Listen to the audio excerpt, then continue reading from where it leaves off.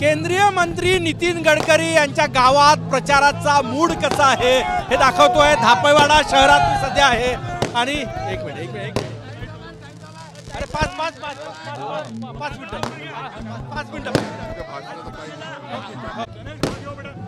हे बघ, केंद्रीय मंत्री नितीन गडकरी यांच्या गावात भाजपचा प्रचार नेमका कसा सुरू आहे आपण हे दृश्य या ठिकाणी बघू शकतो। रात्रीचा हा वेळ आहे आणि भाजपचे सावनेरचे उमेदवार आशिष देशमुख यांच्या प्रचारासाठी लोक जे आहेत ते गडकरींच्या गावात एकत्र आलेले आहे। आशिष देशमुख आपल्या सोबत आहे। आशिष भाऊ, काय सांगणार? गडकरींचं गाव आहे हे, गडकरींच्या गावात माहोल कसा आहे नेमका?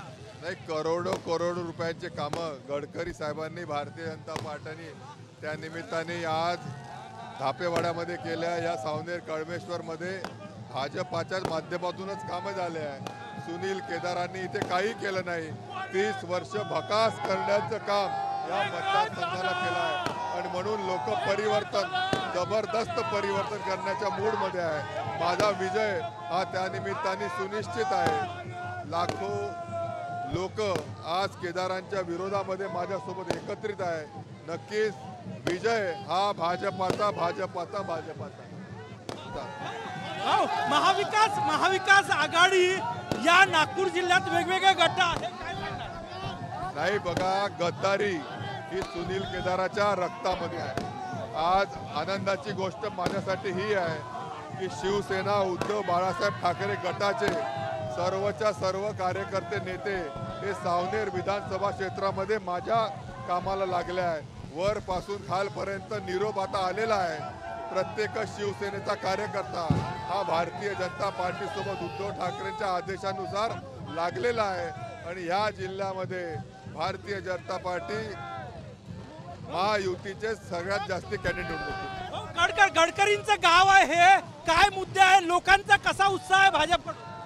नाही, नक्कीच अतिशय चांगला उत्स्फूर्त प्रतिसाद आहे आणि एक परिवर्तन, जबरदस्त परिवर्तन होण्याच्या दिशेने सावनेर विधानसभा क्षेत्र जातो। नक्कीच या ठिकाणी गडकरीच्या गावात प्रचाराचा हा माहोल तुम्हाला एकदा दाखवतो आहे। गर्दी बघा, रात्रीची वेळ आणि प्रचंड मोठ्या संख्येने लोक जे आहे ते प्रचारासाठी या ठिकाणी एकत्र आलेले आहे।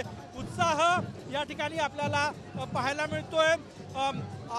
आशिष देशमुख आणि काँग्रेसच्या अनुजा सुनील केदार यांच्यामध्ये सावनेरमध्ये काट्याची टक्कर जी आहे ती या ठिकाणी पाहायला मिळते। नागपूरचा वातावरण जे आहे ते गारवा सुरू झाला, गुलाबी थंडी सुरू झाली, पण राजकीय वातावरण मात्र तापलेलं आहे। कॅमेरामॅन सचिन सायांसह गजानन उमाटे, TV9 मराठी, धापेवाडा, नागपूर।